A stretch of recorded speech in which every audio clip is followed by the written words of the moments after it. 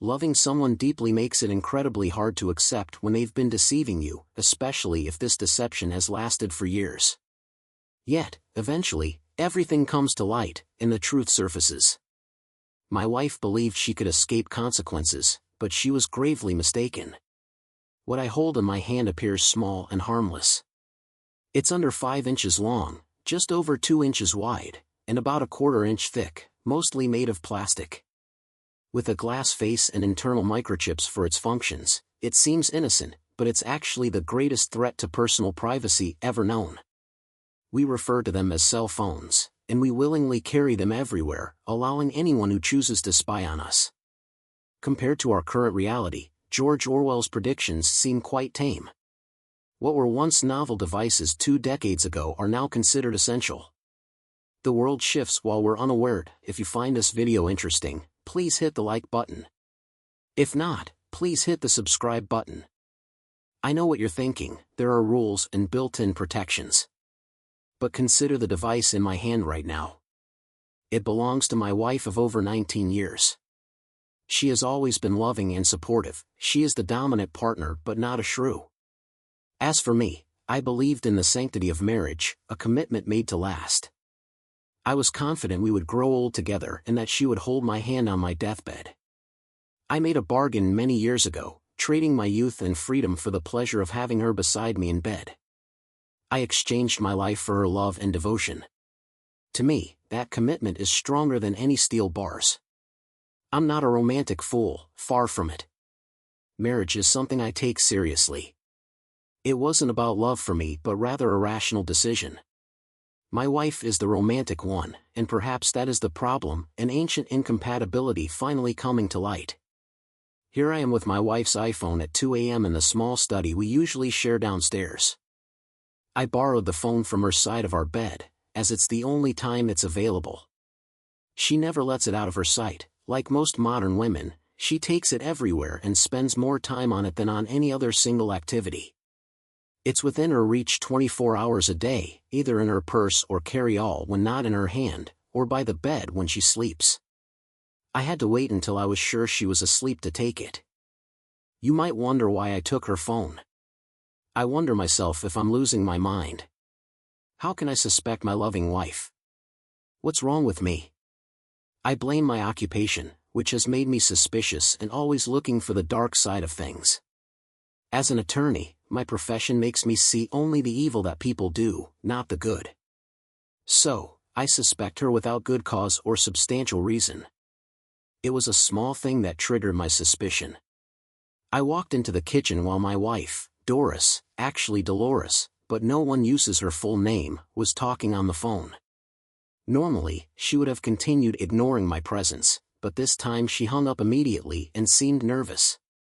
Later that evening, I asked to borrow her phone, telling her that the pizza I had convinced her to order for dinner was on its way. We no longer have a house phone. It was part of our strategy to save money when the girls went off to university.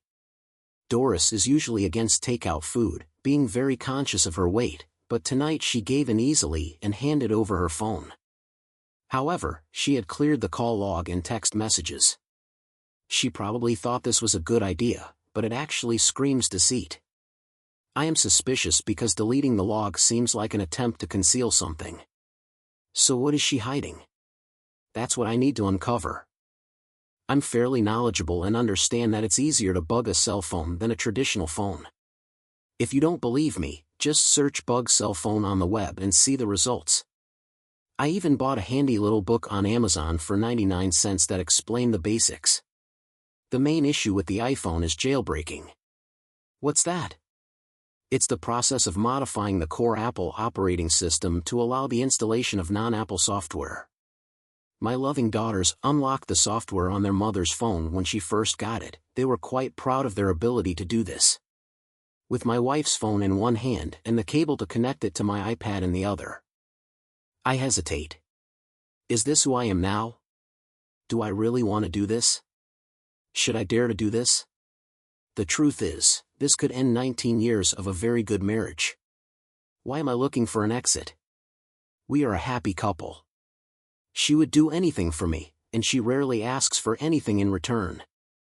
I was hesitant to get married, but I have never regretted it. If you find this video interesting, please hit the like button. If not, please hit the subscribe button. I guess I should explain that I'm David P. Landon Jr. I attended a frat party, but forget everything you think you know about fraternities. The Brothers of Sigma Chi are unlike any other fraternity. They were the largest fraternity on campus because the only requirement for joining was having a good heart. That's right, the brothers valued neither money nor status. It was all about brotherhood and doing the right thing. Athletes mingled with nerds, academic stars with guys on probation. It wasn't unusual to see a group drinking beer in the basement while upstairs extended tutoring sessions were held for brothers who needed help. We were a diverse group with brothers of all races and religions. To be one of us, you simply needed to be a good person. It sounds easy, but failing to meet the standard meant letting everyone down, and dealing with that guilt was tough. Being a Sigma came with the responsibility of being a good brother. One of these responsibilities was the annual freshman mixer. The older brothers acted as chaperones. We invited every freshman, both male and female. The females were invited to attract the males so we could get an early look at potential brothers. More women than men attended because everyone knew that Sigma House was a safe place where we were all gentlemen. I was a second-year law student, typically removed from campus parties, but it was my turn, along with 9 other brothers, to supervise the freshmen. As a Sigma, you don't shy away from responsibility. Doris came to the party with her friends. They seemed very happy when they arrived, although I'm not sure what they had with them. I immediately recognized her as the eldest daughter of my mother's best friend. When I entered the university, I was not yet 18. Doris was a skinny girl at the time.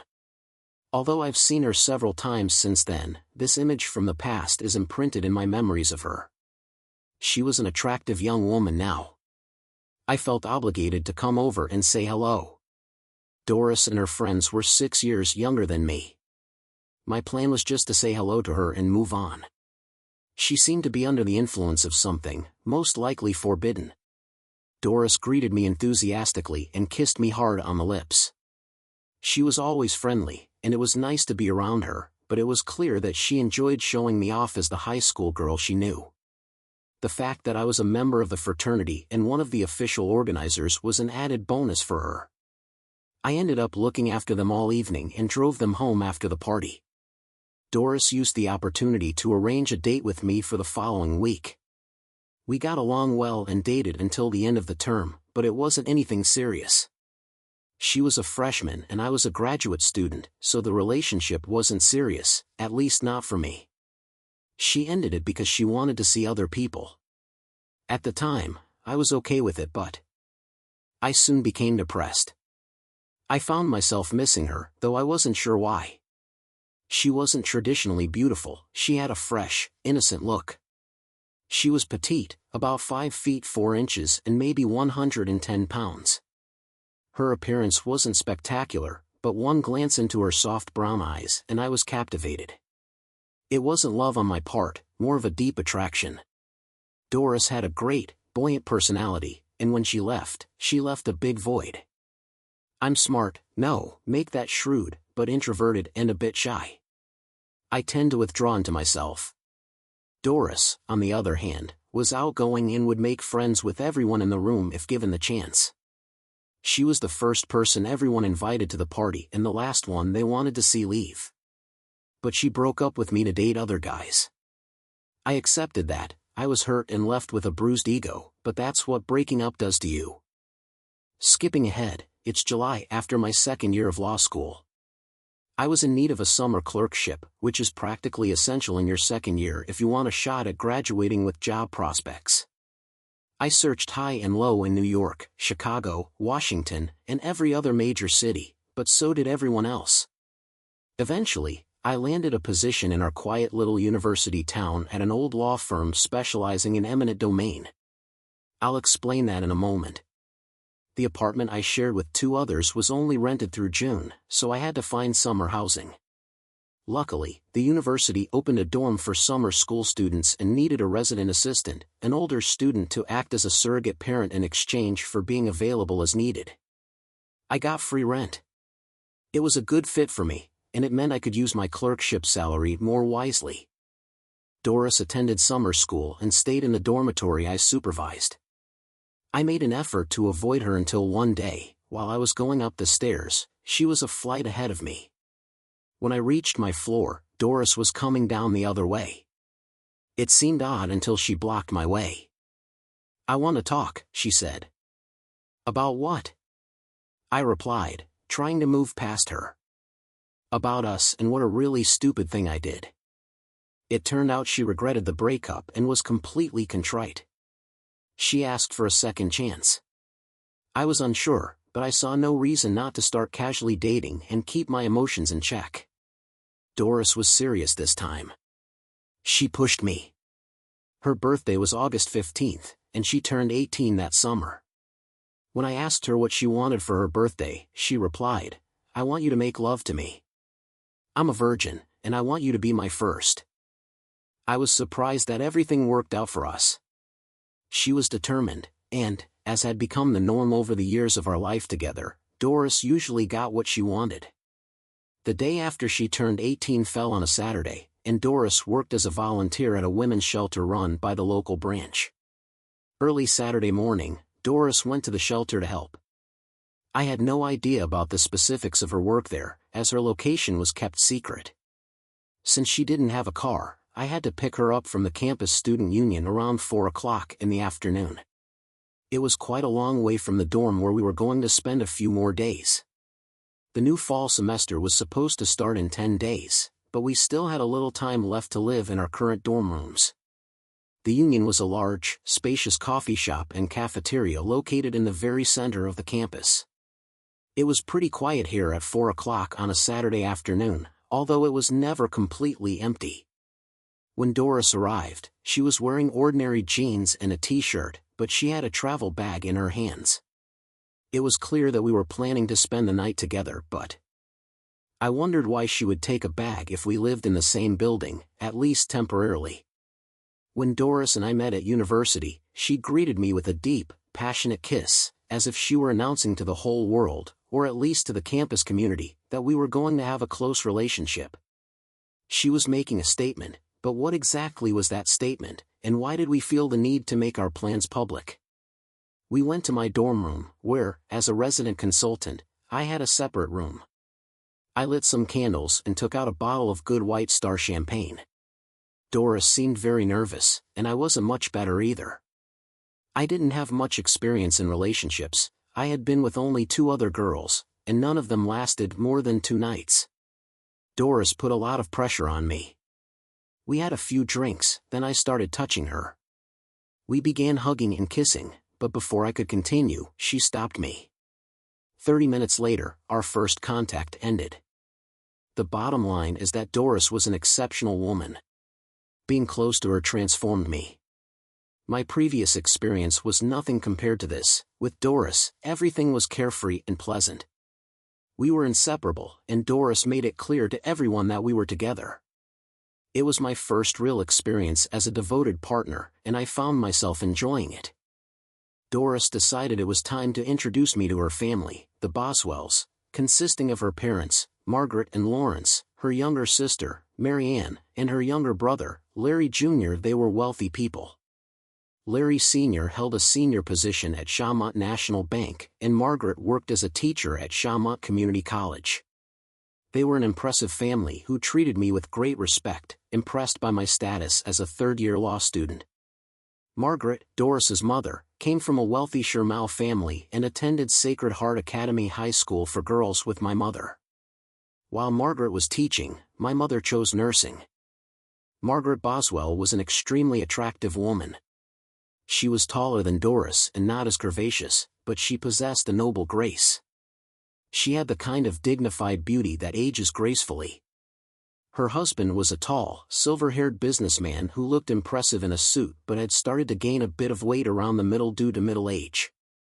He appeared older than his 45 years, especially when compared to his wife, who, at 40, looked no older than 35. Their younger daughter, Mary Ann, at 16, had just started to develop her figure but seemed to be taking after her mother in height and appearance. Little Larry was only 11 but already tall and showed the potential for the strong build he would eventually have. He and I were destined to become great friends, so much so that he is now my best friend. Before we started dating, my family adored Doris, so she quickly became like one of us. Even my younger sister, Paula, was a big fan of Doris. My brother was too young to have an opinion. Our family wasn't as financially well off as Doris's.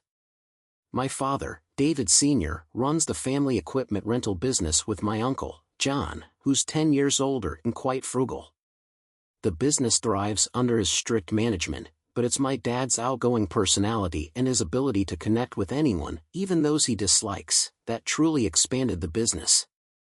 Mom had to work because the business was modestly profitable and my uncle was very conservative with profits. I'm very close to my mother, Agnes, a tall, attractive woman who, at 41, was 8 years younger than my father. Both she and I tower over my 5 feet 4 inches father. Mom's most striking feature is her blonde hair, though these days it gets some help from her hairdresser. She's a registered nurse who used to work nights on a rotating 4-day schedule when I was young. Over the years, she earned a master's degree in nursing and is now the head nurse at the hospital where she works. She always needed to work and brought in as much, if not more, income than my father. My relationship with my dad is more intricate than with my mom. He has always tried to encourage me to open up, especially considering my shy, introverted nature. Dad is an outgoing, friendly guy who seems to be acquainted with everyone and believes in maintaining good relationships with everyone. He advocates for turning the other cheek and avoids starting conflicts whenever possible. While we often don't see eye to eye, he certainly approved of Doris. He'd say, "That's the girl for you, son. She's smart and good-looking, just like her mother." When I was a child, my favorite thing was staying up late waiting for Mom to come home from her 4 to midnight shift. Dad would let me stay up on Friday and Saturday nights, and I'd look after my siblings while he went to pick Mom up from work. They'd bring home burgers and shakes, and we'd enjoy them together. Sometimes, Mom would come home alone very late on weekends. She'd kiss me goodnight as I lay in bed before she went to shower and then to her own bed. When she leaned over, I'd catch a whiff of her perfume, Chanel No. 5, which she wore when she dressed up. Sometimes, I'd wake to the sound of the shower running, followed by whispers between my parents and my mother's distinctive laughter before their bed would start to creak. It was a loving home, even during tough times when business was slow and money was tight, and Mom took on extra hours. My mom and Doris's mom were incredibly close friends. Our families got along well and were delighted with the idea of our marriage. My mom told me about our family's feelings for Doris. "She's a wonderful girl, Davy. Don't spoil it all. We are all looking forward to the wedding." Despite all the love that my mother showed to me, her eldest child, sometimes she thought that I was forever 12 years old.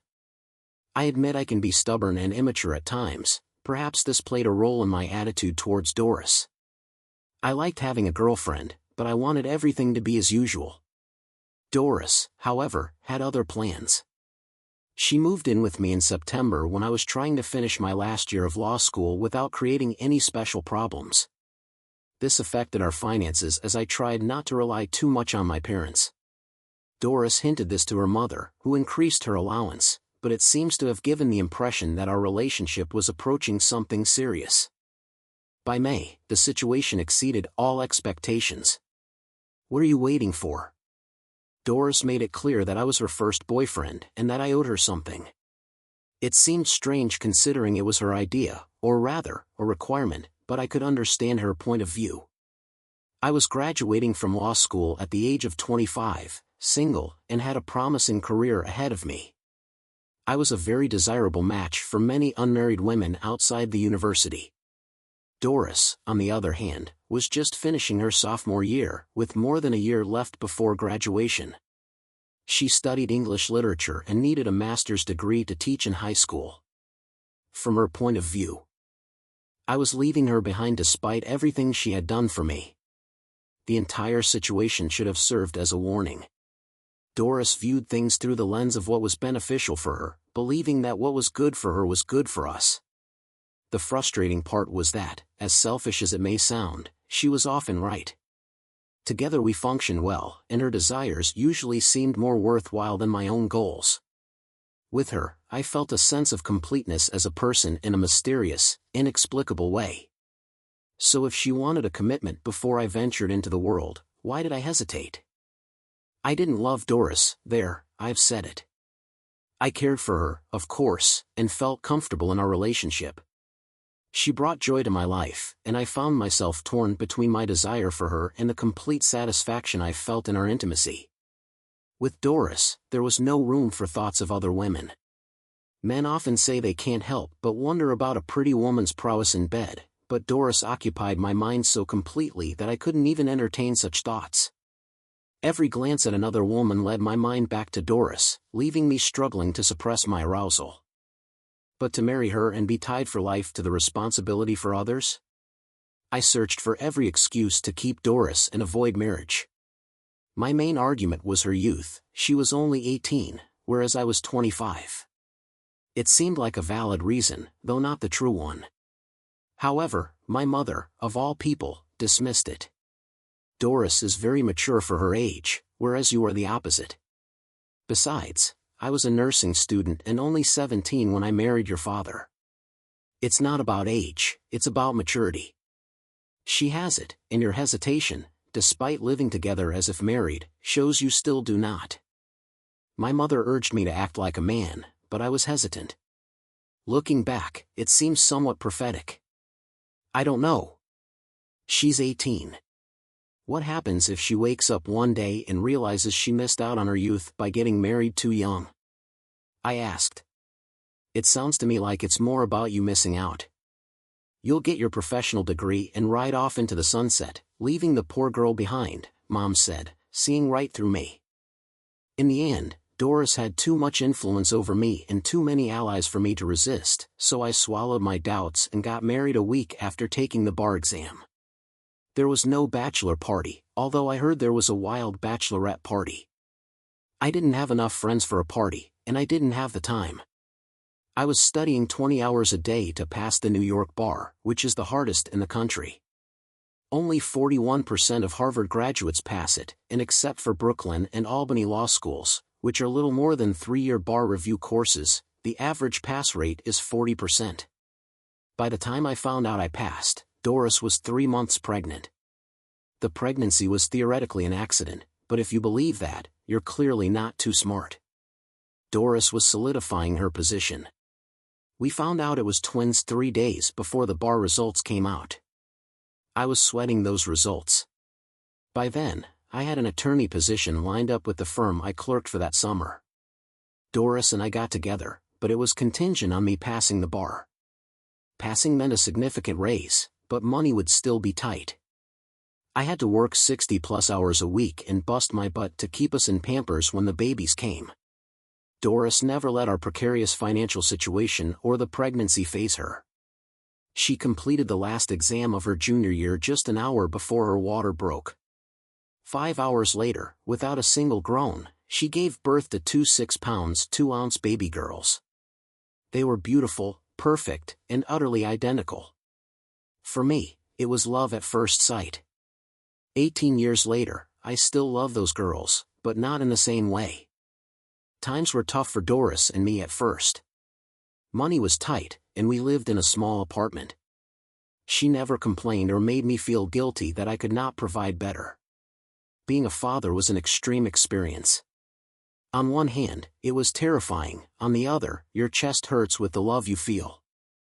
I will never forget the joy of reading to the girls at bedtime, Make Way for Ducklings, The Cat in the Hat, Charlotte's Web, Little House in the Big Woods, Inn of Green Gables, and finally Washington Irving's sketchbook and Tales of the Alhambra. My two loves seemed to adore me and believed I could do anything, resolve any problem, fix every broken doll, and make the sunshine on every rainy day. It was a lot to live up to, but it brought the great rewards of hugs and kisses. It was not all hearts and flowers, there were dark days. Doris and I suffered every crisis together. I fell apart when the babies came down with pneumonia and were hospitalized. It was Doris who stayed strong, who told me that God would not take our girls from us. David, look at me. They are going to get better. Trust in that, and no matter what happens, I will always love and support you. During those early years, Doris was the cornerstone of our marriage, the support that held me up. I owe her everything. Without her, I wouldn't have made it. I am forever grateful to her and wanted to ensure a good life for her and our daughters. My motivation to succeed stemmed more from my desire to provide for them than from any personal ambition. I used to be quite lazy and lacking in drive, but marrying Doris and experiencing her love, along with our children, changed all of that. I was determined to succeed for my family, and along the way, I made some compromises to achieve that goal. The initial years were tough, my work was demanding, but the pay was minimal. I had to compromise my principles and rely on my wit to stand out in the competitive legal field. On the home front, Doris, Patricia, and Elizabeth, Pat and Beth, made every sacrifice worthwhile. Doris pursued her education at night while I stayed home, looking after the office and the children. It was a happy time for me. By the time the girls started nursery school, Doris had earned her doctorate. She began teaching at a community college and, within 3 years, became a full professor of Shakespearean studies at the university. Her income was a blessing, but for me, it was too late. I had already taken a less than honorable path to become a partner. My income soared, but my morals plummeted. Yet I justified my actions by telling myself that I had a family to care for and, as a lawyer, I could rationalize compromising my integrity. I promised a discussion on eminent domain, and now is an appropriate time. Many Americans hold a deep-seated belief in the inviolability of private property. Home ownership is seen as both a goal and a right. The notion that the government could arbitrarily seize their home is unthinkable to many, which is where eminent domain comes into play. When the government requires property for a public purpose, such as building a highway, bridge, school, or hospital, it undergoes a process known as condemnation. This process involves the government taking the needed property for public use and compensating the owner for its value. In theory, it's straightforward and, though unfortunate, necessary. We lawyers refer to this process as eminent domain, derived from the Latin term meaning supreme lordship, which essentially means the state has the right to take your land. In principle, the government must pay you the property's value, but if you naively expect the government to treat you fairly, you might end up shortchanged. This is where lawyers step in. Eminent domain involves a complex system with specific procedures. An experienced lawyer can navigate these steps to secure the maximum compensation for you. No one regrets hiring a good lawyer for an eminent domain case. The problem is most people either don't seek representation or hire inexperienced counsel. Therefore, the key to success as an eminent domain lawyer is to market yourself effectively to potential clients, emphasizing that you can secure significantly more money for them. I owe my success to my fortunate last name. In law school, Landon was seated right before Landrew for 3 years, and the alphabet placed me next to James. Call me Jimmy. Landrew, a young Republican and state Republican committeeman, later became a legal intern at the New York State Senate. He eventually became assistant counsel and then counsel to the Legislative Committee on Corporations and Associations. This was a major opportunity for me. Jimmy and I were close, so if he had any issues, he naturally turned to his friend. Now, you might be wondering what Jimmy has to do with my success. The key lies in that Committee on Corporations, which handles all eminent domain matters. Why is this significant? It's simple. Eminent domain has become a powerful tool for the strong to exploit the weak. Although it's intended for public use, most of the property taken by the state is now for private interests, often under the guise of redevelopment. Skeptical? The next time you're in New York City, look at the New York Times headquarters, a majestic skyscraper off Times Square. The land it occupies was seized through eminent domain, a sweetheart deal that reportedly saved the Times almost $80 million. Unsurprisingly, the newspaper didn't highlight this fact to its readers. My role is to ensure people receive justice to the best of my abilities.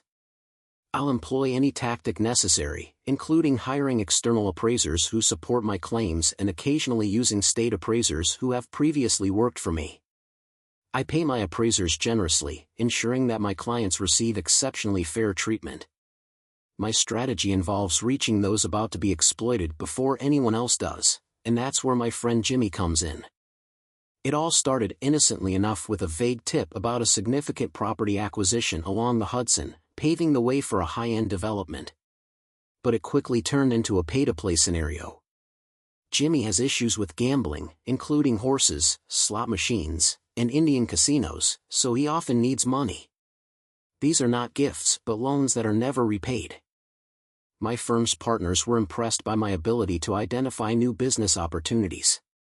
My sharp perception was well rewarded, and for years this approach worked. Nothing overtly illegal, just a bit of advanced information and some effort on my part to reach out to people who would greatly benefit from having me as their attorney. It was essentially a public service. But when you walk a fine line, it's easy to cross it. More on that later. For now, back to my wife's phone. I had installed a sophisticated program on Doris's phone designed to create audio files of all her phone conversations and send them to my iPad. Every text message she sent or received was forwarded to my phone. Additionally, I could listen to her conversations in real time or set her phone to record up to 2 hours and send the recordings to my iPad. In theory, Doris couldn't say or hear anything that I couldn't access. In practice, it was somewhat different. My wife spent nearly 5 hours on her phone the first day. Just scanning the transcripts through her phone conversations was a Herculean task. She spent 45 minutes chatting with a friend about a dress she saw at the mall but didn't buy. For 3 weeks, I sifted through this triviality and felt I'd become quite adept at it. I started to believe I was becoming paranoid. I was about to give up when the texts arrived. I was in a meeting with a new client when my phone chimed with a distinctive ring indicating a new text. If you find this video interesting, please hit the like button. If not, please hit the subscribe button. I ignored it, but a few minutes later, there was another chime, followed by a third. I rarely receive texts, and Doris was the same. It's a generational thing. Texting isn't part of our DNA. After my client meeting, I checked my phone and saw 3 new texts transferred from the spyware on Doris's phone. The messages were: "Remember, we had the second date? Mark, I miss you so much. When and what? We have a date at Cooper's at 12:30. I love you." It took me a moment to realize Doris had a lunch date with someone named Mark, who she missed and who loved her. Cooper's was a small, intimate dining place north of the traffic circle, quite out of the way, a perfect spot for a private rendezvous. It was past noon, so I couldn't get there in time, but I had a trump card. I could listen in. I activated the bug on her phone and used my iPad to listen as I casually got in my car. At first, all I could hear was the noise from the car Doris was driving. When she arrived, I caught the faint sounds of the restaurant and heard her being greeted by the hostess. "Good day. Can I help you? I'm meeting someone." "Oh, there he is." Then there were sounds suggesting they might have hugged and perhaps kissed. Doris took her seat, and they exchanged greetings. They talked briefly about work, mentioning that they both worked at the university. He sounded young, strong, and very confident. He soon shifted the conversation to her, showering her with compliments about her hair, dress, overall stunning beauty, and youthfulness. I was eavesdropping on a seduction. It would have been intriguing if it hadn't been my wife. When the food arrived, the conversation shifted to me. He focused on how old and fat I am, how gray and boring I am. I was described as a cold fish who didn't deserve a beautiful, vibrant, younger woman. Then he talked about his needs, how much he wanted her, and how happy they could be together. But I can't. I'm married. I intend to grow old with David. Please understand. Don't you see? He is already old. You're still young. Live while you can. If you can't leave him, then we'll be discreet. No, I won't cheat. I have never been with anyone but my David. I love my husband, yet I want you and need you to feel complete. I need to make David see that there must be a way. Just give me time, for everyone's sake. Please. I've waited so long already. I know, but I need time. Okay, but please, not much longer. The topic shifted back to mundane things. As I arrived at Cooper's parking lot, I parked far back, out of sight of my wife's car, but still with a view of the door. At some point, they returned to the conversation about how they needed to be together and how Doris would try to find a way that wouldn't risk her marriage because, after all, I still love Dave. We've been together so long. I owe it to him to try to keep this together. That is why I love you so much. You have such deep feelings. I just have to show you that pity is not love, he said, the overblown jerk. When they were coming out, I saw them and noticed that Doris was dressed stunningly. I swear she didn't leave the house like that this morning. The man who was with her was tall, about 6 feet 3 inches to 4 inch, slim and athletic. He was black, with skin the color of dark coffee. Was he handsome?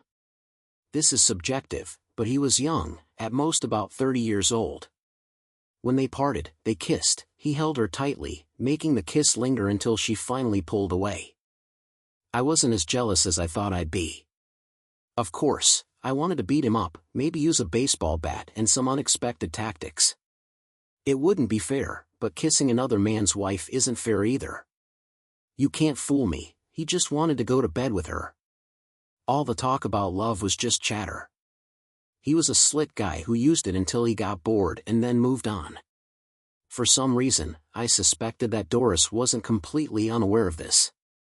She is an intelligent woman. My wife was playing a dangerous game, not with her lover but with me. Did she really think that I would put up with this? Doris and I have a typical American marriage. Maybe 5% of American men run their own homes, but the other 95% of us have to settle for little. I often compromised. I've never won an argument with Doris, even when it seemed I was winning and she seemed remorseful and apologetic. In the end, she got her way. She knew it from the beginning, but I had to learn it in the bedroom.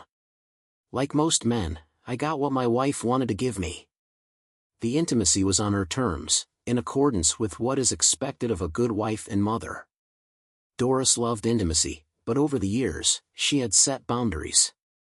We did it her way, and it was the right way. I've never lacked intimacy. I couldn't say that I wanted it and didn't get it. When she started to slow down, it brought her some relief. Doris has a way of framing her desires as our needs. She gets what she wants through persistence, gradually wearing you down.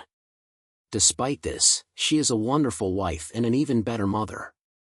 Throughout our marriage, she was either in school or working full-time, yet she still cooked, cleaned, and managed the household. Although I contributed, Doris handled the majority of the responsibilities. She took charge, and if she manipulated me, it was because she believed it was necessary. I only resent her schemes on the rare occasions when I noticed how much she enjoyed controlling me.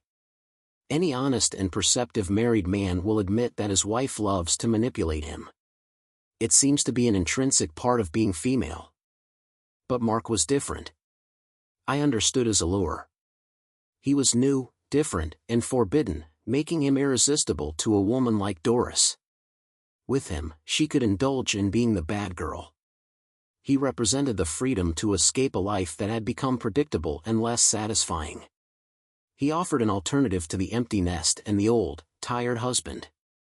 The fact that he was black added excitement. The closeness would be enhanced by novelty and differences. It wouldn't last, but it wasn't meant to. Mark was just the first man outside our marriage, not the last. I became deeply depressed because it was clear to me that if Doris wanted to cheat on me, she would. My options were limited: stay with her or leave her. Leaving was hard, as we had been through so much together. I hated to admit it, but I was very dependent on her and couldn't imagine life without her after all these years.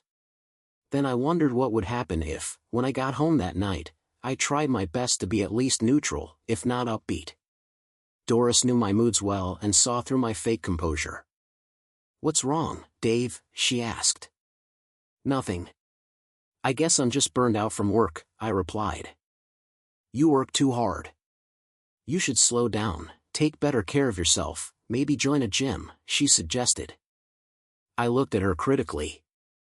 I had joined a gym last year, leaving every morning before she woke up. I had lost 30 of the 40 pounds I had gained since we got married and had built muscle with a personal trainer 3 times a week. Her new boyfriend wasn't concerned about me being out of shape or boring, it was about her perception of me. I was the comfortable old pair of slippers, and she wanted to try on new ones, though she would mostly wear the old ones, even though she no longer appreciated them. I didn't find comfort in her hesitation because Doris needed time to build up to things. She eventually bought that dress she had been eyeing and talking about. She was a woman who needed a lot of time to decide. She was still debating whether to try out her new man. The next day brought yet another surprise. The phone bug captured a conversation I almost skipped over. I only listened because I was curious to see if my wife would even hint at things to her mother. "Hi, Mom, I wanted to confirm Thanksgiving with you. You're bringing the bourbon-basted sweet potatoes and the broccoli salad, of course, dear. But tell me, how did the lunch with Mark go?" "Oh, Mom, he's so wonderful, but he wants to take it further, and I can't." "And why not?" "I have no idea. Why didn't you set your husband straight years ago? Now you've lost the advantage. The kids are grown, you can't use them as leverage." "Mom, I could never have done that. I might be a bad wife, but I couldn't be a bad mother." "Nonsense. You're a great wife. Has David ever complained?" "I'll answer that, no. You keep a perfect house, you're a great cook, you raise 2 wonderful young women, and you've kept your man satisfied in the bedroom. I won't even mention the fact that you contribute more financially to the household than your husband." "Yes, but now I'm considering infidelity." "No, you're mistaken. Cheating only occurs without consent from both parties. David needs to understand that men and women have different bedroom needs. Women's libidos often increase with age, while men's decrease. Women want variety in the bedroom, while men often prioritize intimacy itself. Women can please multiple partners, while men may be limited by stamina. Your involvement with another man doesn't reflect poorly on Dave. He's a wonderful man and he can show that by giving you some space. I'm sure he knows he'll be a priority and treated well." "I'm not sure. David can be immature in some ways. Do you think he'd be open to sharing? And if he's not, what might happen? I don't want to risk losing him. Listen, your father is not exactly open-minded, yet I've been dating other men for nearly 3 decades now. He hasn't left me and he's not complaining. It took him some time to adjust, but once he did, we were better than fine. You should know that." "Yes, but David is not like Dad. I can't imagine him being okay with me having a discreet lover. Let me talk to Agnes, after all, she managed his father well and understands her son better than anyone. Remember, she got him to marry you in the first place. Let me see what she thinks." My mother-in-law said this, ending the conversation with a few more unrelated words that left me stunned. What did she mean about my mother and father? I had a dreadful feeling that I knew, in fact, had always suspected but refused to let myself acknowledge. Bugging Doris's phone had been a mistake, eavesdropping made me feel inadequate. It was discovering what people really thought of me, and it wasn't much. Over the next few days, I waited for any updates, but there were none until my daughter Beth called. "Hi Mom, Pat and I will be home late Tuesday for the holiday, but we need to come back Saturday. We have plans with 2 guys from the football team for Sunday after their game." "Oh great. I'll let your father know. I thought Pat was dating that Rick guy who is a swimmer." "Well, she is, but he has to take what she gives him," Beth said with a giggle. "I guess times have changed if guys are willing to let their girlfriends date others." "Oh Mom, you are so old-fashioned. Tell me, how are things going with Mark?" "They're not going anywhere. I'm married to your dad. What am I going to do with Mark?" "Oh please, Mom, don't be stuck in the past. Dad is getting old, he can't expect you to give up a little fun with someone like Mark because of outdated traditions. You should go for it. Dad will understand. He loves you, and he really doesn't have any other options, Who would want an old man like him? Beth said. In the background, I could hear Patty agreeing with her. Then Patty apparently took the phone. Mom, do you want us to talk to Dad? We can explain it to him and remind him of all you've done for him. I know he loves you, who couldn't? You're attractive, and he can't expect to have you all to himself. It's not fair to you. I don't know. Your father has never cheated on me, and God knows when he was younger, he had the opportunity. He probably won't see it our way. Men have egos, and your father can be very sensitive. But Mom, we know Dad loves you, and I can't see him denying you anything if you explain how much you want and need a relationship with Mark. Just make sure he knows you'll always put him first. That's what I told Rick, and he's fine with it, Pat said. Well, girls, your grandmother said she would talk to Granny Langdon. I'm sure between the two of them, this will get sorted. I just hope your father can be made to see that Mark represents no danger to him and that what Mark and I have is a shadow of what your dad and I have. I was deeply shocked and hurt by what my daughters said about me. Their words cut deeper than I can express. Despite my wife and daughter's assurance that Dora still loved me, I couldn't find solace in it. I was left reeling, taking days to recover and assess my situation. I realized I had neglected my appearance. Though I was fit from working out, I had ignored the gray in my hair and outdated clothing. As an attorney, I needed to appear conservative, but I had let myself look much older than my 45 years.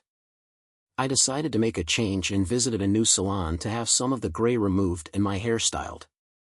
Despite my efforts, Doris didn't even notice. I then went on a clothing shopping spree in New York City, updating my wardrobe and showcasing my new sleeker body. While I didn't look 30 again, I looked no older than my age. Despite my efforts, neither Doris nor my daughters noticed the changes. I had hoped for some acknowledgement when the girls returned home for Thanksgiving, but they greeted me with the same perfunctory cheek kisses they had given me for years. It became clear to me that my family took me for granted, expecting me to always be there when needed and to stay out of the way otherwise. We had little in common, and I realized we were strangers living under the same roof. I knew more about them than they knew about me, as I had always been reserved and kept my thoughts to myself. Consequently, they had formed incorrect opinions about me. Thanksgiving arrived, and with it came the Boswells and the Landons, along with various family members. 21 of us gathered around the dining room table, extended with all its leaves, to watch the New York parade and football on TV. The women gathered mainly in the kitchen while the men congregated in the living room.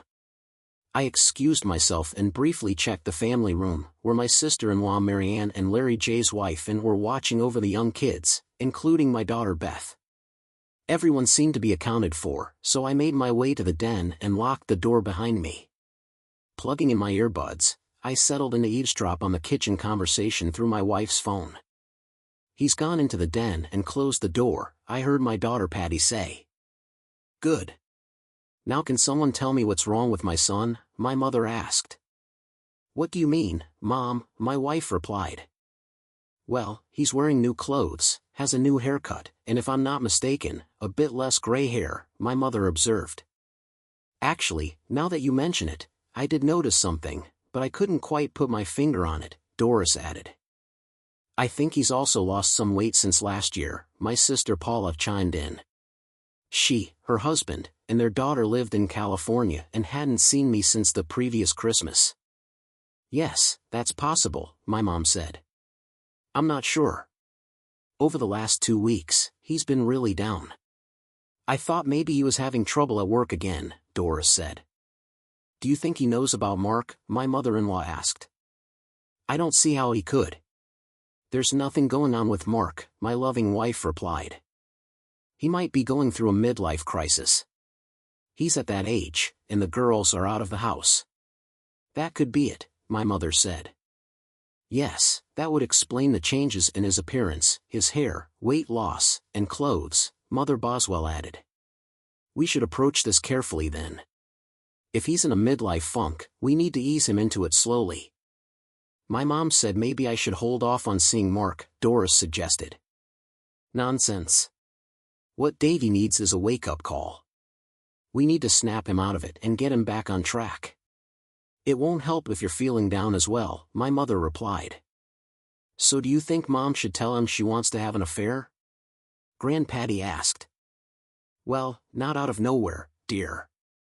I think we should get the men to talk to him first. Let him discuss it with his dad and Larry. They can introduce the idea gradually and share their experiences. They're both happy and well adjusted to the situation. There's no reason your father can't be too, but if he's feeling his age and that life is passing him by, it's not the right time to tell him his wife is seeing a younger man. First, we need to get him used to the idea, Mom said. Being a cuckold? Patty giggled. Of course not. Your father is a proud man, a good husband and educator. They need to be managed with care, ensuring their needs are met attentively. I never leave my husband unattended. I've never engaged in intimacy with anyone else without ensuring my husband's well-being. While he might have come second in some respects, he has always held the primary place in my heart. Dave Sr. knows he is the love of my life. We all need to make my son feel cherished. Doris, you're our priority here, but we've got your back. Right? Mom said by common agreement. The conversation continued in this spirit. The women discussed me, planning ways to attract me to them. They talked about how and when Larry and my father should introduce me to family life realities. They believed they were meeting Doris's natural needs and thought this approach would strengthen the marriage and satisfy everyone involved. Doris married young and sacrificed a lot. Now that there were no more children, she could enjoy life while continuing to care for her husband. My mother was the main driving force and seemingly the most experienced. They spoke about me as if I were a child they were trying to raise. I endured until I could no longer stand it. Then I gathered myself and left the house. I walked until I thought it was time for the Thanksgiving dinner. When I returned, Doris was worried. My absence had gone unnoticed, leaving them puzzled. Late that night, when I returned alone except for the girls, Doris tried to understand my troubles. I can't quite put it into words, but I feel things need to change, and perhaps I'm hesitant to embrace the unknown. Darling, no matter what, my love for you will always remain. You are and will always be the most important person in my life, she whispered, snuggling close in bed. I stayed silent, overwhelmed with guilt. She had a way of making me feel guilty. The first Saturday of December, I found myself at Giant Stadium with my father and father-in-law. Larry had secured excellent seats. My father splurged on a round-trip limo and drinks for the journey, while Larry handled the beer and snacks at the stadium. Both men were well prepared. Despite an awkward start in discussing the topic of being a cuckold, they covered all the essential points. My mother had insisted on the main arguments, emphasizing that women of a certain age desire a young partner and freedom. It highlighted how supporting a spouse's exploration can benefit both partners. I stayed silent until the final minutes of the football game, reminiscing about my youth playing the sport and realizing my dislike for watching it. I may not know everything, but one thing I'm certain of, if I ever caught Doris with another man, it would mean the end of our marriage, no exceptions. I declared this as my final statement on the matter. Despite my elders' attempts to persuade me during the game's closing minutes, I firmly reiterated my stance on infidelity, leading to my departure. Who wants a promiscuous wife? That's what such a woman becomes, I remarked, prompting my elders to label me immature and narrow-minded before I excused myself to the restroom.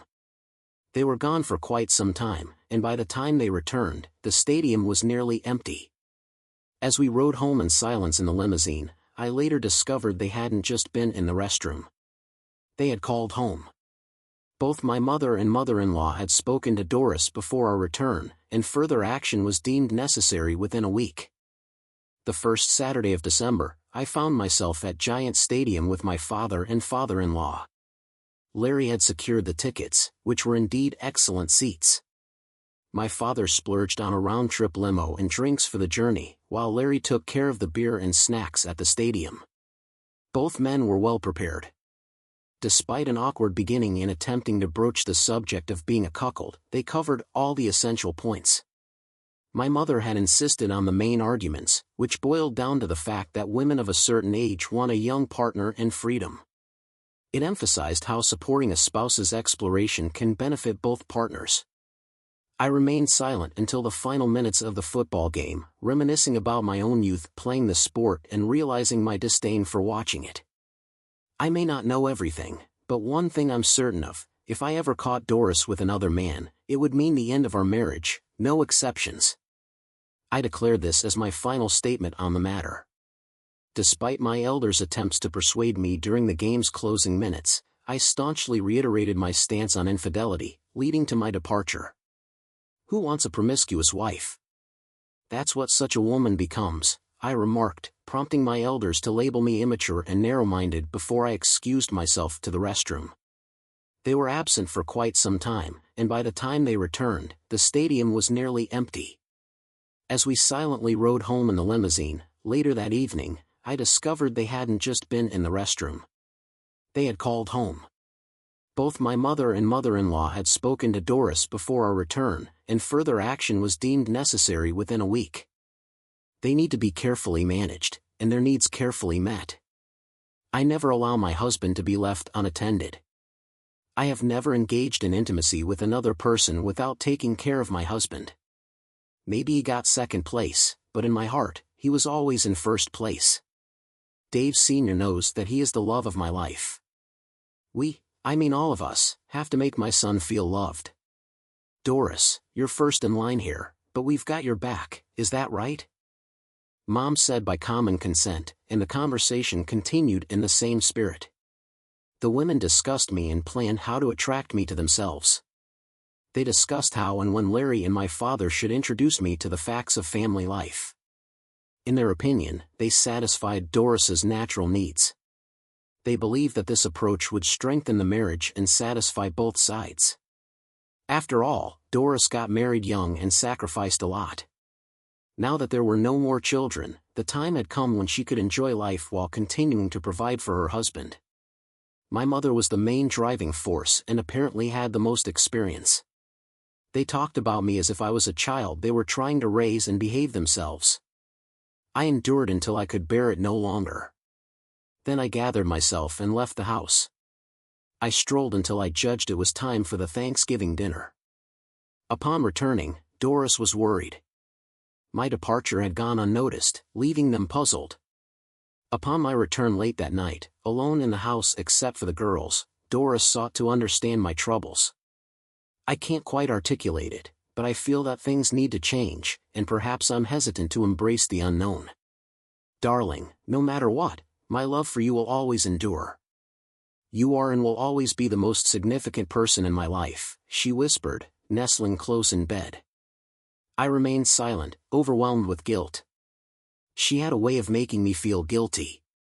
The first Saturday of December, I found myself at Giant Stadium with my father and father-in-law. Larry had secured the tickets, which were excellent seats indeed. My father splurged on a round-trip limo and drinks for the journey. Larry took care of the beer and snacks at the stadium. Both men were well prepared. Despite an awkward beginning attempting to broach the subject of being a cuckold, they covered all the essential points. My mother had insisted on the main arguments, which boiled down to the fact that women of a certain age want to have a young partner and freedom. It emphasized how supporting a spouse's exploration can benefit both partners. I remained silent until the final minutes of the football game, reminiscing about my own youth playing the sport and realizing my disdain for watching it. I may not know everything, but one thing I'm certain of is that if I ever caught Doris with another man, it would mean the end of our marriage, no exceptions. I declared this intending it as my final statement on the matter. Despite my elders' attempts to persuade me during the game's closing minutes, I staunchly reiterated my stance on infidelity, leading to my departure. Who wants a promiscuous wife? That's what such a woman becomes, I remarked, prompting my elders to label me immature and narrow-minded before I excused myself to the restroom. They were absent for quite some time, and by the time they returned, the stadium was nearly empty. As we silently rode home in a limousine later that evening, I discovered they hadn't just been in the restroom. They had called home, both both my mother and mother-in-law had spoken to Doris before our return, and further action was deemed necessary within a week. I sold the last acre at an average price of $22,000 per acre. After that, I started buying land just before the state did, which raised questions and suspicions among insiders used to similar practices. Although investigations were called for, the higher-ups didn't want to disrupt the profitable arrangement. I kept a low profile to avoid their attention and refrained from spending the money, saving it for Doris and my old age. I reassured myself that by then, people would have forgotten, and I could come up with a believable explanation for my family about how I had earned the money. I was determined to keep my true nature hidden from Doris and our families at all costs. I never imagined I would end up hearing my own family's secrets on Christmas Eve. We followed our usual tradition of spending Christmas Eve with my in-laws, but Christmas Day was reserved for a large gathering at my family's home, thanks to an arrangement between my mom and Doris. We arrived early, and Doris, as usual, had prepared a massive roast turkey with all the trimmings. Meanwhile, Mother Boswell was cooking a crown roast of lamb, and my mom had a ham in the oven. Around 1 o'clock, I was lifting the stuffed turkey in its heavy iron roasting pan from the trunk of Doris's new Mercedes, a birthday gift from her parents that involved a hefty down payment. "David, when you're finished bringing in the turkey, I'd like to speak with you in the den," my mother said. It wasn't a request, but her tone was more sympathetic than hostile. The den, a small, somewhat isolated room towards the front of the house, was where my mom was waiting. She was sitting on the short sofa, and as I entered, she motioned for me to sit beside her. I took a seat, and as she turned to me, our knees nearly touched. She took both of my hands in hers, and I felt the cool, comforting touch I remembered from my youth. "David, something seems off. If you're facing a problem, remember that I and everyone else in this family are here for you," she said, leaning in and looking me straight in the eyes, as if expecting an answer or perhaps a plea for help or guidance. It was the kind of talk a mother has with a troubled son, hoping to provide the comfort he needs. What could possibly be wrong? "I have a loving and supportive family, a faithful wife, and 2 devoted daughters," I replied, emphasizing the words. My mother is no fool, she heard what I didn't say. "David, an honorable man supports his wife in all things. Being a good husband means making sacrifices, just as your good wife has sacrificed for you over the last 20 years, my mother said. She was a remarkably astute woman and quickly grasped that I was not as naive as I appeared to be. She made a clever appeal to the fundamental values of goodness and fairness that she had instilled in me since childhood, qualities passed down from our parents and nurtured through our actions. From her perspective, it was about a man's dedication to his marriage and family. It was an ironic case of her misjudging me, but I was at fault for misleading everyone for so long that they no longer understood who I truly was. I had portrayed myself as a reliable, good man, but in reality, I was playing the role of a helpless husband and father, someone easily taken advantage of due to my kind and loving nature.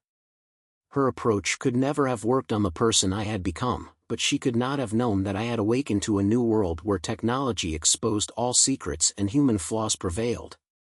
The issue is that I do not consider it honorable to have a promiscuous wife. Everything is indeed negotiable, we trade integrity for what we desire, and it is seldom about money. Even when money is involved, the transaction is rarely solely about finances. However, not all agreements are dishonorable.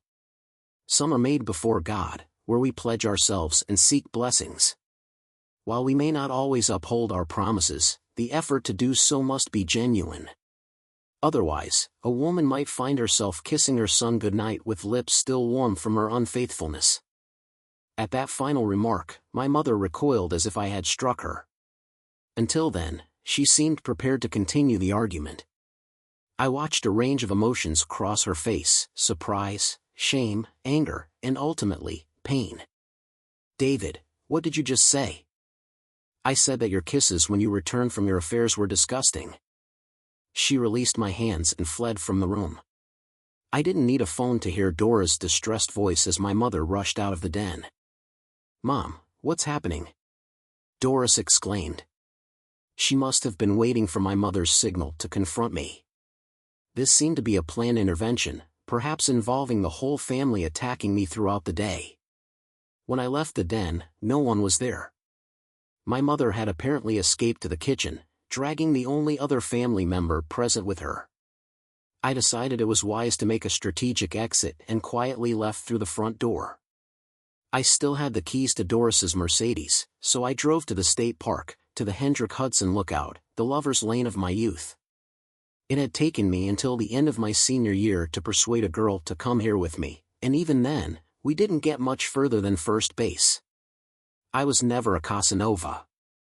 However, when I was 25 and a newly minted law graduate, women viewed me quite differently. Unfortunately, by then, Doris had me, and she wasn't letting go. When you considered my situation, it was like two sides of the same coin. When Doris desired me, I was expected to comply. Now that she was interested in someone else, I was again asked and expected to comply by letting her have the freedom I had been denied.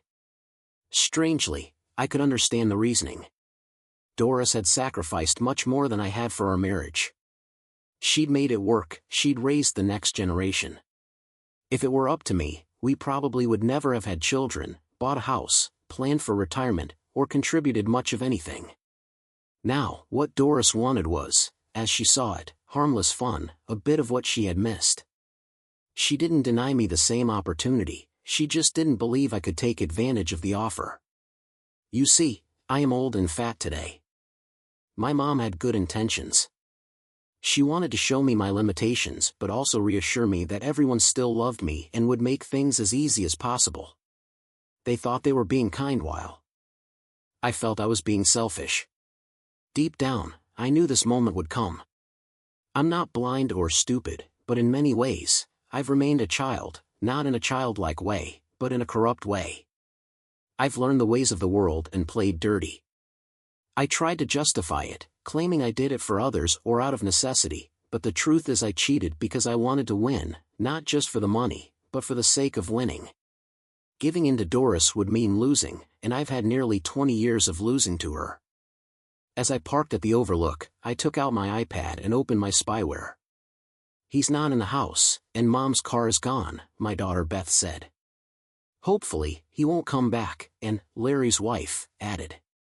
I always knew and didn't like me, but now she had a reason. And is quite attractive. She cannot be called a beauty in the conventional sense, but she radiates attractiveness and has a beautiful voice. If you look at her flirtatious manners, you can see why Larry Jr., who isn't the brightest, married her. But it was a foolish move, she practically flaunted her infidelities. Larry ignores the not-so-subtle gossip and his wife's overt behavior. My brother-in-law worked as a vice president at his family's bank, a clear case of nepotism but acceptable in that industry. His hefty paycheck and social standing ensured that no matter how much in strayed, she always returned for the comfortable lifestyle. And Larry had a 5-year-old son who resembled his alleged father, with blonde hair and blue eyes. They always appeared to get along as a couple. As I listened, my mother devised a plan. My son is incredibly stubborn. He practically accused me of being unfaithful to my face, my mother told her audience. I can't believe that, my mother-in-law replied. Dave is too good a man for that. I find it hard to believe myself, but I heard it with my own ears. He seems to know everything somehow. The old men must have been careless with what they said, and he misinterpreted things completely, my mother explained. What should we do? I don't want to lose my husband, Doris said. We need to be clever. If he won't cooperate, we'll have to resort to some deception, my mother said. I wouldn't underestimate my brother. He was always the cunning one, maybe not the brightest, but definitely the most clever. Remember what he did to Uncle Jack in those poker games? He can be very devious, my sister said. She talked about the time when, as a teenager, I found out that my uncle regularly cheated at our poker games, which we played every 2 weeks. Everyone knew about it but preferred not to pay attention because we only played for small bets. However, I didn't like being cheated on, so I found out how he manipulated the deck during the shuffle and cheated back. For several weeks, he continued to lose, unable to expose me without revealing his own deception. Eventually, the games ended abruptly, and my uncle stopped talking to me. My sister remembered this because she asked me what was wrong with Uncle John, and I laughed when I told her. Yes, but he has a vulnerability that we can exploit, my mom said. Then she outlined her plan. The vulnerability she mentioned was my inability to cope with alcohol. I don't usually drink, but when I do, I get cheerful until I eventually fall asleep. If I drink enough, I'll pass out. Mom's idea was simple, to get me drunk at a family New Year's Eve party. While they were sneaking drinks into my drink and was flirting with me. When I got even more drunk, she started making obvious advances, which I'll probably remember when I sober up. If I got so drunk that I was unaware of my surroundings and lost my memory, they would take me upstairs to the bedroom and take some photos of Anne and me together. The next morning, I woke up in an unfamiliar bed and was confronted by an angry wife. When confronted with evidence of my unfaithfulness, I could hardly argue against my wife's suggestion that we open our marriage to others. This arrangement meant that Doris would have the freedom to pursue other relationships while I remained faithful at home. However, the main obstacle was Anne's unwillingness to enter into any kind of relationship with a man whom she considered elderly and overweight, that is, with me. My lack of attractiveness was widely recognized. Despite this, Anne seemed like the best candidate. Adding to the complexity was the fact that Larry, a close friend of mine, would feel even more guilt about the situation. Anne wouldn't have to do anything physical, she just needed to obtain some suggestive pictures. To facilitate this plan, they enlisted the help of my brother Samuel's wife, Elaine. She was timid, easily influenced, and eager to fit in with the family. Elaine was the ideal accomplice, as she was new to the family, having been married to my brother for only 2 years and currently pregnant. Sitting in the front seat of my wife's luxurious car, I gazed out at the northern Catskills, the setting for Washington Irving's Rip Van Winkle. The winter mist swirling through the dark mountains created an eerie scene. To the east, the Hudson River shimmered like silver. It was a fitting backdrop for Irving's tale but a bleak setting to witness the unraveling of my marriage. Then Doris spoke up. "We should give Dave another chance." "More time," she said. "What about Mark? Will he wait?" her mother asked. "Mark is very anxious. We both have this week off, and, well, it's the perfect time for, as he puts it, to get a room. However, I want my David. He is my first and true love. I am going to have a serious conversation with him. He has never denied me anything, and I can't imagine him completely denying me this. He and I need to come to an understanding," she said. "Listen, my plan will work. It is harsh, but your husband has brought this upon himself with his attitude. I suggest you talk some more, but be careful not to keep your lover waiting any longer because of my son's foolishness," my mother stated. "I'm going to give Dave one more chance to step up," Doris said, ending the conversation. The only way out was to go back and have dinner at Christmas with the family. Everyone, except Anne, who seemed resigned to flirting with the older gentleman, greeted me coldly. Doris grabbed my arm and led me to the door of her Mercedes. "What about Christmas dinner?" I asked. "We'll skip it. We need to talk," she replied. "About what?" I asked. "Yes, but not here," she replied with a mischievous smile. She took us to the Hilton Hotel, where she had already booked a room. A bottle of White Star champagne was waiting for us. "You haven't forgotten," I said. "How could I forget? After all, it was my first time. Is this really going to be the last time?" I asked. "Not if I can help it. Please, Dave, talk to me." "What is there to talk about?" I asked. "This," she said, moving closer and wrapping her arms around my neck, pulling me to her for a kiss. From there, the huge double bed was just a stone's throw away. "It's your time," she insisted. But I began. "No buts. I'm giving pleasure to my husband, the man. I love you more than anyone in the world." She said there was no other way out, I just had to accept it. After that, she wanted to talk. "What happened, my love?" she asked. "What could be wrong?" Oh, please stop. It's not like us. I love you and always will. I want to be with you always, as we promised. Give up on everyone else. You know I could never love anyone else. To use, yes. Yes. To love, no, she said. Is there really a difference? I asked. Of course. I'm trying to make sure that we stay together. Inseparable, forever, she said. The bird can be kept in a cage, but do not leave the door open. What does this mean? I'm offering us both freedom because we love each other. This is what connects us. I'm not going to fly away, she said. Please, don't you believe me? I believe you, but you misunderstood everything. No, trust me. I can only love you, she said. I didn't have an answer. She ignored it, failing to understand the other point of view. Please don't let some man's pride destroy us. We are only discussing the function of the body, it doesn't mean anything. Please believe me. This is an argument you can't afford to win. Be content with what you have. I'll keep my end of the bargain, just don't open the door. Don't be stubborn. You know I will always take care of you, just like before. You need me. Don't be a fool, she said.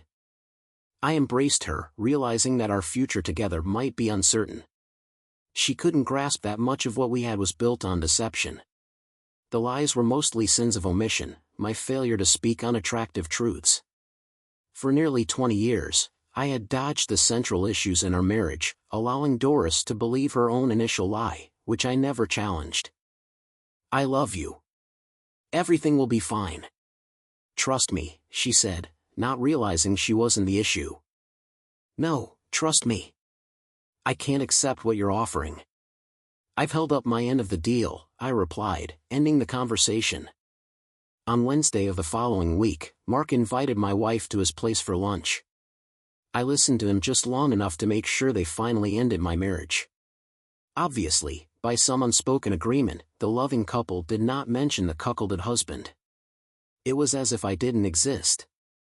On Friday, New Year's Eve, I started drinking at my favorite bar, the Irish Mist, which is a hybrid of a restaurant and a bar.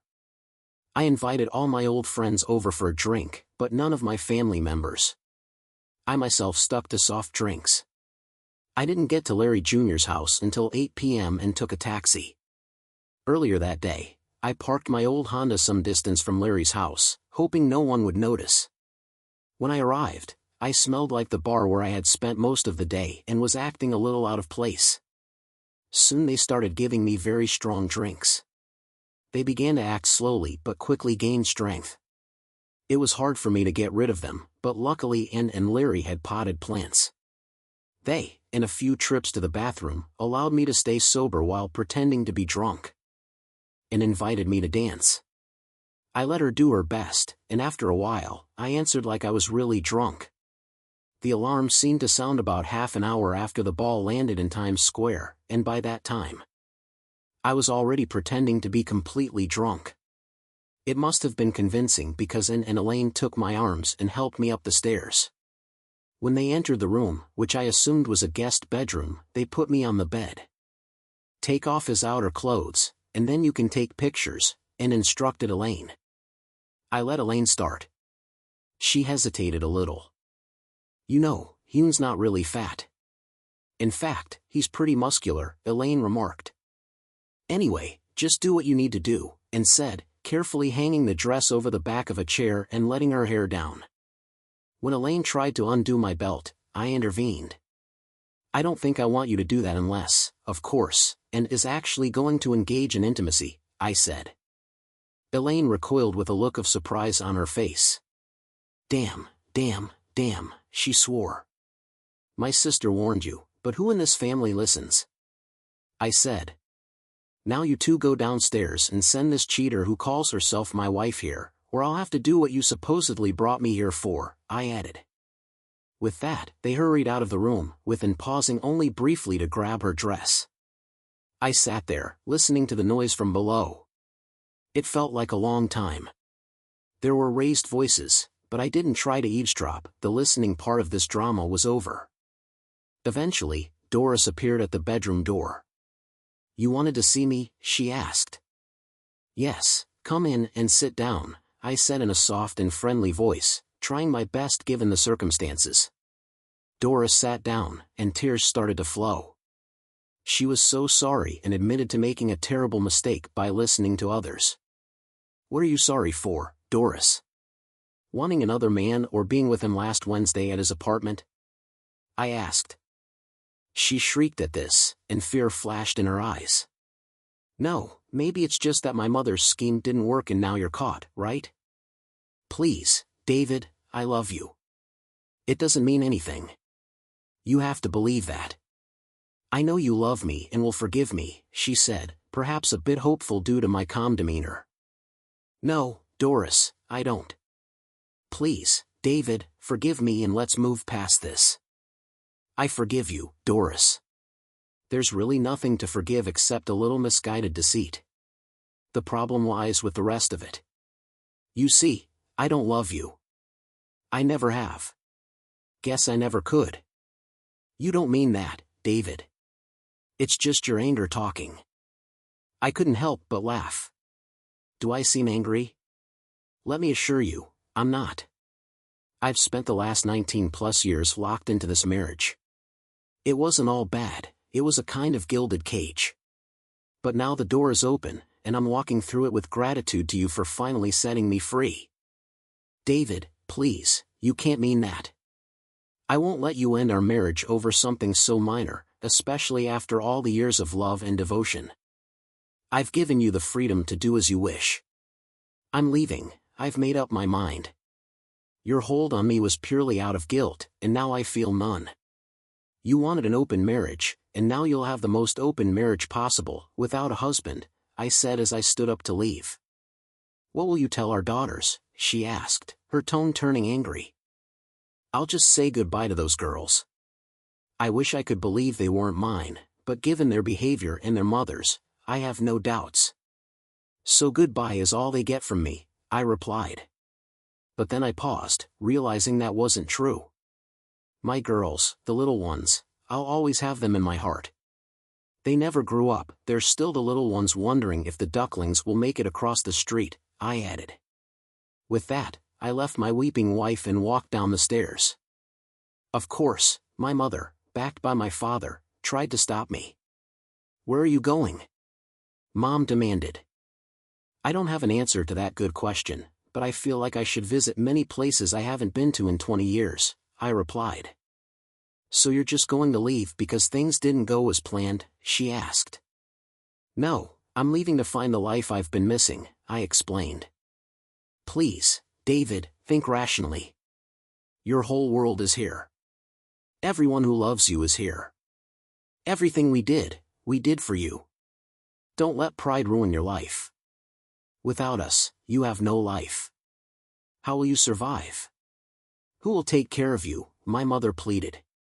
"If you leave, there may be no turning back, son. Consider what that means. Doris has been good to you. We all know how much you rely on her," my father added. "I'm sorry, but I've already made up my mind. The door was unlocked, I just needed to open it," I stated. With that, I gave my mother a kiss on the cheek and bid a heartfelt farewell to the rest of my family. I was leaving behind my wife, daughters, siblings, and parents. I was free now. Although I was on my own, I had always felt a sense of solitude within me, and I knew that loneliness wouldn't be an issue for long. The older man, not overweight but wealthy, possessed the ultimate aphrodisiac, money. He had millions of dollars worth of attraction. I was cashing out and heading towards the most extravagant destinations I could find. I was exchanging one old life for as many new experiences as I could embrace. After 20 years, I had finally escaped, and a new, different world was waiting for me. If you find this video interesting, please hit the like button. If not, please hit the subscribe button.